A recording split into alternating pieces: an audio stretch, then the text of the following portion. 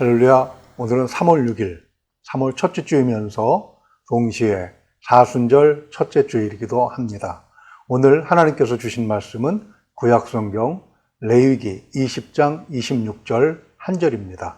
구약성경 레위기 20장 26절을 우리 한 목소리로 같이 읽겠습니다. 너희는 나에게 거룩할지어다.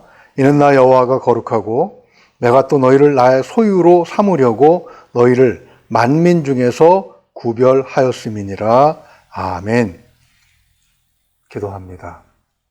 감사하신 아버지 하나님, 2월 한 달을 잘 보내게 하시고 또 저희들 건강한 가운데 3월을 맞이하게 하시니 감사합니다. 무엇보다도 오늘은 주님께서 십자가로 가신 길을 생각하고 기억하며 기념하기 위해 사순절로 정하여 지키는 첫째 주일입니다. 주님께서 왜 우리 대신에 고난을 당하셨는지를 생각하게 하시고 주님의 뜻에 합당한 삶이 무엇인지를 고민하며 그 길을 모색할 수 있는 귀한 시간이 될 수 있도록 이 시간 말씀 가운데 역사하여 주시옵소서. 모든 것을 주님께 의뢰하오며 우리 주 예수 그리스도 이름으로 기도하옵나이다. 아멘. 오늘 사순절 첫째 주일입니다. 사순절은 제2의 수요일이라고 하는 2일부터 시작을 해서 4월 16일 부활절 전날까지 이어집니다.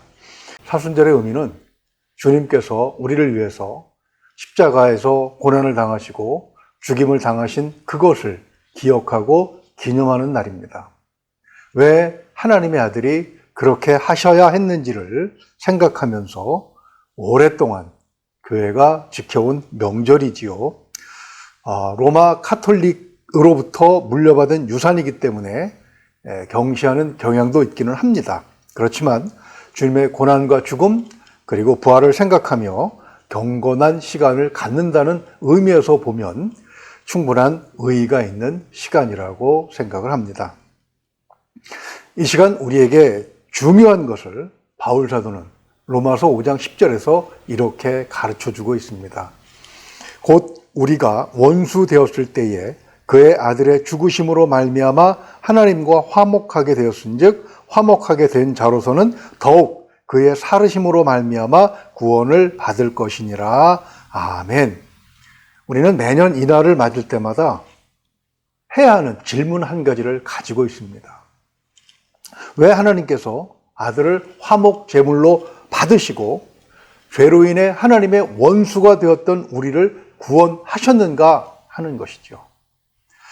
저는 이 질문에 대해 가장 간단하면서도 우리의 신앙생활의 모든 이유를 함축하고 있는 해답을 에베소서 1장 3절이라고 생각을 합니다. 찬송하리로다 하나님 곧 우리 주 예수 그리스도의 아버지께서 그리스도 안에서 하늘에 속한 모든 신령한 복을 우리에게 주시되 아멘. 그렇습니다. 한마디로 복 주시려고 우리를 구원하시고 하나님의 소유가 되게 하셨다는 것이죠. 그런데 그 복은 하늘에 속한 모든 신령한 복이기 때문에 그 복을 누리기 위해서는 그에 합당한 갖춰야 하는 조건이 있습니다. 그 조건을 한마디로 정리한 것이 바로 오늘 본문 말씀이에요. 우리 다시 한 번만 읽어볼까요? 너희는 나에게 거룩할지어다. 이는 나 여호와가 거룩하고 내가 또 너희를 나의 소유로 삼으려고 너희를 만민 중에서 구별하였음이니라. 아멘. 즉 거룩해야 한다는 것이지요. 왜 거룩해야 합니까? TV 방송사들은 뉴스와 드라마, 스포츠, 중계 혹은 각종 오락 프로그램들을 준비하고 그것을 시청자들에게 제공을 합니다. 우리가 좋아하는 그것을 즐기려고 하면 그 방송사의 채널의 주파수를 맞춰야 되겠죠. 이와 같이 마찬가지로 하나님께서 우리에게 주시고자 하시는 모든 복을 예비하고 계십니다. 그것을 하나도 빠짐없이 누리기 위해서는 복이 오는 통로를 하나님에게 연결해야 되겠죠. 그 통로가 바로 거룩인 것입니다. 문제는 우리가 어떻게 하나님처럼 거룩해지느냐 하는 것이겠죠. 하나님께서 우리에게 불가능한 목표를 제시하지는 않으셨을 것입니다. 우리가 어떻게 해야 거룩해질 수 있겠습니까?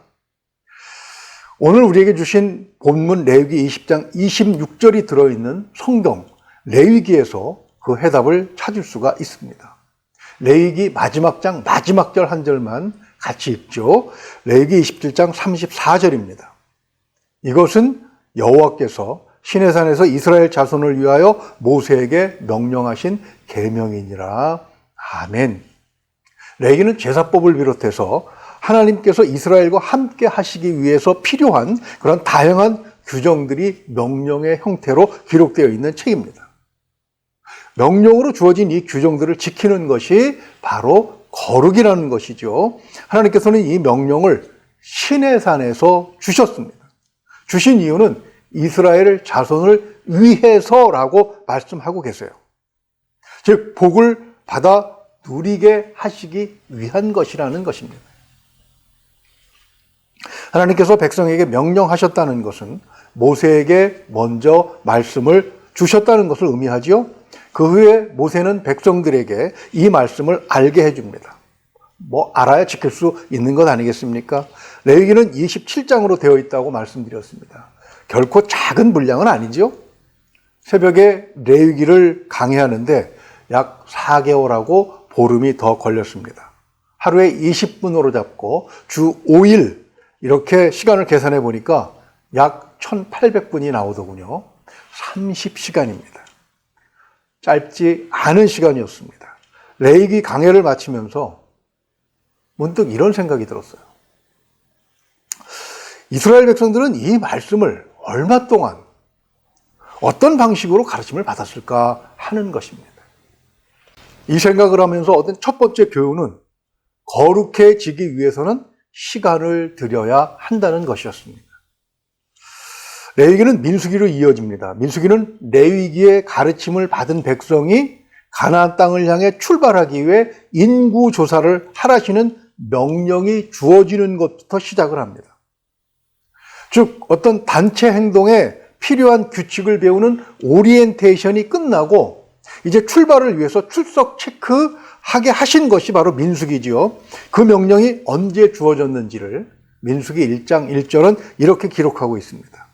이스라엘 자손이 애굽 땅에서 나온 후 둘째 해 둘째 달 첫째 날에 여호와께서 시내 광야 회막에서 모세에게 말씀하여 이르시되 아멘. 여기서 시내 광야는 이스라엘 백성이 애굽에서 해방되어 장막을 치고 민수기 1장 1절의 명령을 받을 때까지 머문 곳입니다. 출애굽기 19장 1절을 보면 애굽 땅을 떠난 지 3개월 되던 날 도착했다고 말씀하고 있어요. 참 애매한 해석이죠.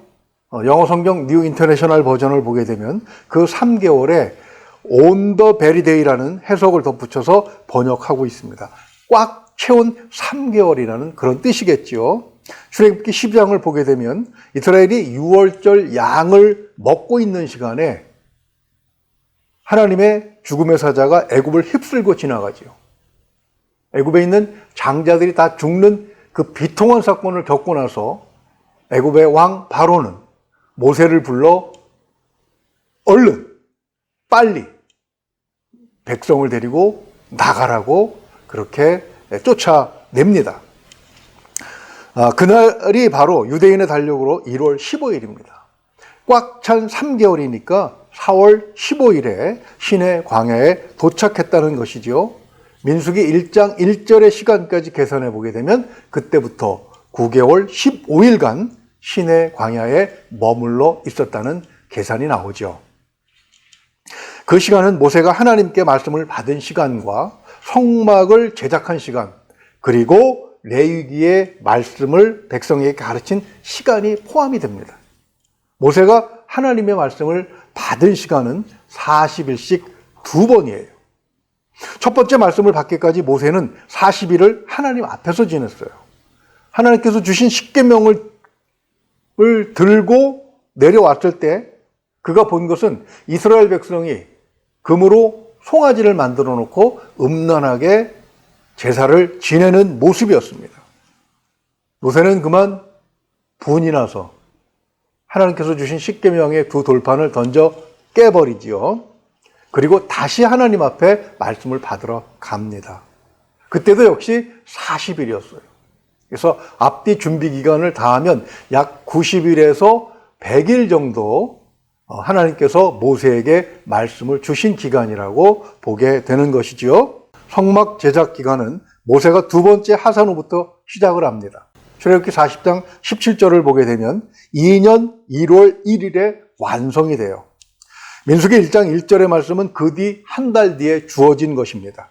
성막 제작은 기술자들이 레위 지파의 지도를 받아서 했기 때문에 백성들은 그동안 레위기의 말씀에 대해서 가르침을 받았겠죠. 그렇게 본다면 이스라엘 백성이 레위기에 기록된 하나님의 율법을 배운 시간은 거의 6개월 가까이 되는 것입니다.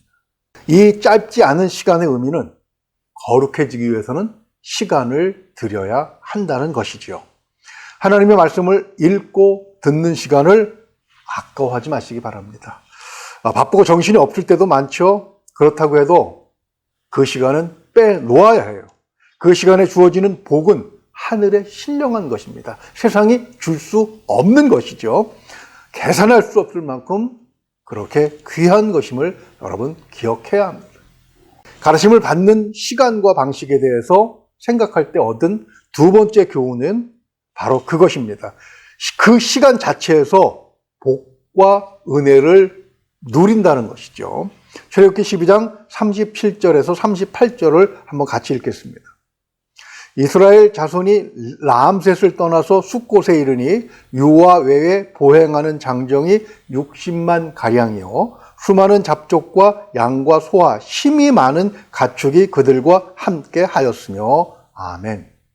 여자와 걷지 못하는 어린아이 그리고 38절에 잡족까지 합하면 신학자들은 약 200에서 250만 정도가 될 것이라고 계산을 해요. 모세 혼자 그들을 다 가르칠 수 없었겠지요. 지금처럼 마이크라든가 스피커 시스템도 없었기 때문이죠. 자, 그렇다면 어떻게 가르쳤겠습니까? 방법도 문제지만 그것에 선행하는 훨씬 더 중요한 문제가 하나 있습니다. 그들은 노예였어요. 무려 400년 이상을 노예로 살았습니다. 주인이 노예들에게 글씨를 가르치는 경우는 거의 없습니다. 로마의 경우는 조금 특별하지요. 로마는 전쟁에서 이긴 후에 정복한 국가에서 가장 학식이 높은 사람들을 포로로 잡아 노예로 사용했습니다. 그들의 지식과 그들의 학문을 로마 발전에 이용한 것이죠. 또 간혹 로마의 주인들은 귀족들이죠. 그들은 노예 자녀들 중에서 생각되고 쓸만하게 생각되는 아이들이 있으면 그 아이들을 양자로 삼아서 교육을 시키기도 했습니다. 그러나 대부분은 교육을 시키지 않았습니다. 왜냐하면 노예는 가축과 같이 취급을 받았기 때문입니다. 즉 이스라엘 민족도 대부분이 문자를 몰랐다고 봐야 하는 것이죠. 자, 그렇다면 그들을 어떻게 가르쳤겠습니까? 모세는 애굽 공주의 양아들이 되었습니다. 왕궁에 들어가서 40세가 될 때까지 애굽의 왕자들과 함께 당시 애굽의 최고의 교육을 받았죠. 그러나 나머지 백성들은 문맹이었다고 봐야 한다는 것입니다. 가장 간단하게 생각을 해보면 모세는 레위 지파 사람들과 천부장, 백부장에게 먼저 문자와 하나님의 명령을 가르쳤겠죠. 그들이 그것을 가지고 각 부족의 족장을 비롯한 가문의 대표들에게 가르쳤을 것입니다. 대표들은 또 각 가정의 가장들을 불러서 가르치고 그 가장들이 가족들에게 가서 또 교육을 시켰겠죠. 이런 방식은 선교지에서도 지금도 그대로 행해지고 있는 방법입니다.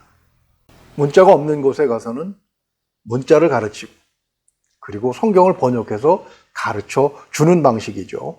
우리나라도 초기에 기독교가 들어왔을 때 마찬가지였습니다. 한반도에 처음 선교사들이 들어왔을 때 주로 사용되는 문자는 한자였죠. 국민 대다수는 문맹이었습니다. 비록 한글이 있었다고 해도 언문이라고 해서 천대를 받았습니다. 그렇지만 선교사들은 그 글이 있다는 것을 알고 기뻐했습니다. 존 로스 목사는 성경이 기독교의 핵심이라고 생각했기 때문에 중국에서 번역하고 인쇄한 성경을 한반도에 들여오는 일부터 시작을 합니다. 1887년 의주에서 백홍준, 이성하, 김진기 그리고 이응천 등을 고용해 한문 성경을 한글로 번역하는 일을 시작을 해요. 그들이 정확한 번역을 위해서 읽고 또 읽고 의미를 생각하면서 은혜를 받습니다. 그리고 세례를 받아요. 그 후에 한글 성경으로 전도를 하는데 한글을 아는 사람들도 별로 없었어요. 이때 권석하라는 직분이 생깁니다.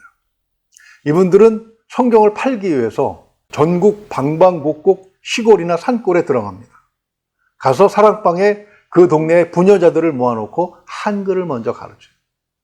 그리고 중국에서 번역해온 그 성경을 판매하고 그리고 성경 공부를 했던 것입니다. 이렇게 해서 한글을 깨우친 사람이 늘어나게 된 것입니다. 지금 대한민국은 성인의 거의 100% 가까이가 문자를 해독할 수 있는 세계 유일의 국가라고 합니다. 그것이 일제강점기와 6.25를 겪으며 모든 것이 파괴된 상태에서도 단기간 내에 세계 10위의 경제대국, 선진국으로 올라설 수 있었던 그런 기반이 된 것이지요. 믿든 믿지 않든 대한민국 사람이라면 하나님께 감사해야 될 이유가 바로 여기에 있는 것입니다. 성경은 기독교의 핵심입니다. 하나님을 믿으려면 성경을 읽어야 합니다. 글을 모르는 사람들은 성경을 읽을 수가 없습니다. 글을 먼저 배워야 하죠. 노예나 하루 벌어 하루 먹는 사람들, 그런 사람들이 글을 배운다는 것은 결코 쉬운 일은 아닐 것입니다. 그러나 성경을 읽기 위해서 하나님의 말씀을 직접 먹기 위해서 글을 배웠다면 그것 자체가 얼마나 큰 축복이고 은혜가 되겠습니까? 삶이 달라지잖아요. 하물며 그 말씀을 알고 순종하며 행할 때는 또 얼마나 큰 은혜와 축복이 주어지겠습니까? 성경을 읽기 위해 글을 배웠다면 그 말씀에 순종하기 위해서는 그 말씀의 뜻을 알아야 되겠죠. 그래야 실생활에서 그 말씀을 적용하고 실천할 수 있지 않겠습니까? 이것이 바로 하나님의 말씀을 배우는 시간과 방법을 고려해 볼 때 얻은 세 번째 교훈입니다. 즉 실천을 위해 받아들이는 그 자세 자체가 복이라는 것입니다. 말이나 문장을 이해하기 위해서 애쓰는 것은 일상생활에서도 지극히 필요합니다. 저는 최근에 교회에 대해 별로 호감을 갖지 못한 그런 친구로부터 이런 질문을 받았습니다. 어떤 목사들은 이재명 후보를 지지하는데 또 어떤 목사들은 윤석열 후보를 지지하더라. 누구 말을 따라야 하느냐? 이렇게 질문을 하더군요. 이 친구는 정말 알고 싶어서 아니면 제가 이렇게 하라고 하면 그렇게 하겠다고 하는 마음을 가지고 질문한 것은 절대로 아닙니다. 만약 제가 이재명 후보를 지지하라고 하면 어떻게 전과 사범을 지지하라고 하느냐?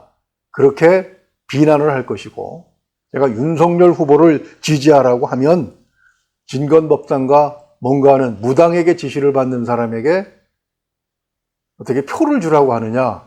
또 이렇게 비방을 하겠죠. 이런 거를 생각해 보면 유권자 입장에서 지금 선거는 참 힘든 선거라는 그런 생각을 해보게 됩니다. 아무튼 저는 속으로 목사들이 목회나 열심히 하지 왜 쓸데없이 정치에 이렇게 열심인가라고 불평을 했습니다. 그러면서 내가 예수님이라면 얼마나 좋을까라고도 생각을 했습니다. 왜냐하면 예수님이시라면 명쾌한 대답을 가지고 계실 것이기 때문이죠. 예수님도 이런 비슷한 질문을 받으신 적이 있잖아요. 마태복음 22장 17절을 보면 바리새인들은 예수님에게 가이사에게 세금을 바치는 것이 옳으니까 옳지 아니하니까 라고 질문을 합니다.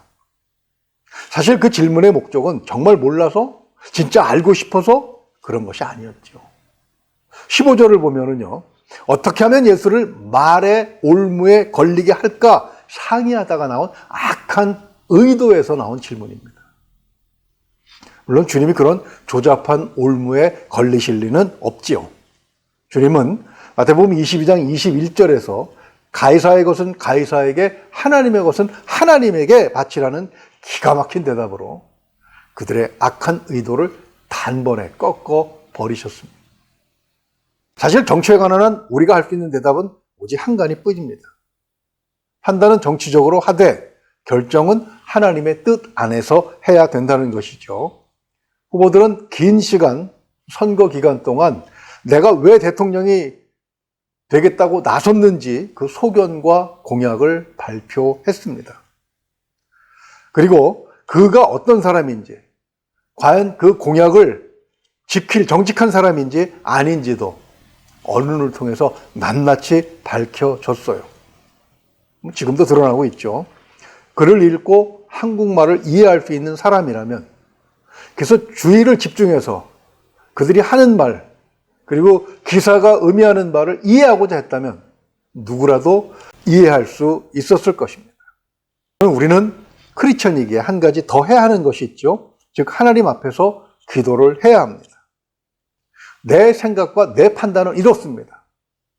그렇지만 하나님의 뜻은 어디에 있습니까? 내 생각을 내려놓고 하나님의 뜻을 따르게 해 주십시오. 라는 기도를 해야 되는 것이지요. 이것은 주기도문에도 그대로 드러나 있습니다. 주님은 뜻이 하늘에서 이루어진 것 같이 땅에서도 이루어지이다 라고 기도하라고 하셨잖아요. 여기서 뜻은 하나님의 뜻입니다. 제자들은 다 유대인들이었어요. 그들이 기도하는 방법을 몰랐겠습니까? 그래서 주기도문을 가르쳐 주신 것이겠습니까? 그렇지 않죠. 당시 유대 백성들을 가르쳤던 성경 박사라고 하는 바리새인들이 기도하는 법을 잘못 가르쳤기 때문입니다. 주님은 그것을 지적하시면서 바르게 기도하는 법을 가르쳐 주신 거예요. 그들이 성경을 왜곡했기 때문에 제자들에게, 그리고 예수님을 따르는 사람들에게 바른 것을 가르쳐 주신 것입니다. 그렇기 때문에 성도는 성경을 바르게 읽어야 합니다. 읽을 뿐만 아니라 또한 뜻을 알기 위해서 묵상도 해야 돼요. 그리고 더 정확한 뜻을 위해서, 그리고 나의 삶에 정말 이 말씀이 왜 필요하고 어디에 필요한지를 알기 위해서는 기도도 해야 되는 것입니다. 물론 쉬운 일은 아니지요. 혼자서는 잘 이해되지 않는 그런 문장도 많고요. 또 사탄의 방해도 적지 않습니다. 그렇기 때문에 성경을 읽는 성도에게 요구되는 바른 자세가 있습니다. 그래서 신명기 6장 20절에서 그것을 찾을 수가 있는데요. 후일에 네 아들이 내게 묻기를 우리 하나님 여호와께서 명령하신 증거와 규례와 법도가 무슨 뜻이냐 하거든. 아멘. 질문하라는 거예요.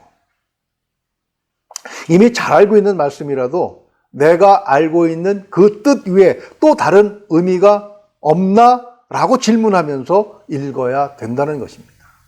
왜냐하면 신명기 6장 20절 말씀처럼 하나님께서는 성경을 읽는 성도가 이것이 무슨 뜻이지? 라고 질문을 하도록 의도적으로 기록하셨기 때문이라는 것이죠. 이러한 질문 없이 문자로만 읽으면 바리새인들처럼 자기들에게 유리하게 또는 자기들의 편협한 생각대로 조작된 가짜 하나님의 말씀을 읽게 될 수도 있는 것입니다. 사도행전 17장 10절 이하에 등장하는 베레아 사람들처럼 이것이 그러한가 하여 날마다 성경을 상고해야 하는 것입니다. 우리의 구원은 복받을 자격이죠. 그것은 십자가에서 나 대신 고통을 당하신 주님을 믿는 믿음으로 주어집니다. 그것은 에베소서 1장 3절 말씀처럼 하늘의 신령한 모든 복을 누릴 수 있는 자격이 생겼다는 것이죠. 그렇지만 그 복을 누리기 위해서 필요한 것이 있습니다. 복이 오는 통로를 하나님께 연결하는 것이죠. 그것이 바로 거룩입니다. 오늘 본문 말씀을 다시 한번 읽어볼까요? 너희는 나에게 거룩할지어다. 이는 나 여호와가 거룩하고 내가 또 너희를 나의 소유로 삼으려고 너희를 만민 중에서 구별하였음이니라. 아멘. 거룩하신 하나님의 말씀을 읽는 것 자체가 복이고 은혜가 됩니다. 거룩하신 하나님의 말씀을 이해하면 하늘의 신령한 복이 무엇인지를 알 수가 있습니다. 거룩한 하나님의 말씀에 순종하면 비로소 그 복을 다 누릴 수 있는 것이지요. 그러므로 아무리 바빠도 시간을 쪼개서라도 말씀을 읽는 시간을 마련하시기 바랍니다. 이왕에 마련한 시간, 한 문장이라도 더 하나님의 뜻을 바르게 이해하기 위해서 기도로 준비하십시오. 이미 아는 말씀이라도 과연 이것이 그러한가? 또 다른 뜻은 없는가? 질문하면서 읽으시기 바랍니다. 그러면 좌로나 우로나 치우치지 않고 어떤 일에도 흔들리지 않고 주님을 따라가면서 평안할 수가 있습니다. 그 속에서 하나님의 신령한 복과 은혜를 모두 누리는 한 주가 되시기를 주님의 이름으로 축원을 드립니다. 기도합니다. 은혜가 풍성하신 우리 아버지 하나님, 아들을 화목제물로 받으시고 우리를 구원해 주시니 감사합니다. 우리를 하나님의 소유 삼으셔서 우리를 위해서 예비하신 하늘의 신령한 복을 누리게 하시는 것, 그것이 하나님께서 우리를 구원하신 목적이라는 것을 다시 한번 생각하게 하셨사오니 하나님의 그 목적에 합당한 우리가 될 수 있도록 하나님의 가르침에 충실한 우리가 되게 하여 주시옵소서. 어려운 세상 살아감에 있어 하나님의 능력보다 더 큰 무기가 어떤 것이 있겠습니까? 더 큰 능력이 어디서 오겠습니까? 하나님께서 말씀을 주셔서 그 말씀을 통해서 우리에게 필요한 것을 공급하시겠다고 하셨사오니 말씀을 좀 더 가까이 할 수 있는 그런 우리가 되기를 소망합니다. 말씀을 대할 때에 말씀의 깊은 뜻을 이해할 수 있도록 지혜를 허락하여 주시옵소서. 성령께서 함께 하셔서 하나님께서 예비하신 것을 다 받아 누리는 우리가 되기를 소망합니다. 하나님, 어떤 어려움 속에서도 용기를 잃지 않게 하시고 어떤 상황 속에서도 흔들리지 않는 그런 귀한 성도의 삶을 살아가며 이 말씀이 바로 우리의 중심이 되어야 되겠사오니 주여, 이번 한 주간도 하나님의 은혜 가운데서 하나님 말씀을 통해서 오는 능력을 받아 사는 한 주가 되도록 도와주시옵소서. 믿고 의지하며 우리 주 예수 그리스도 이름으로 기도하옵나이다. 아멘.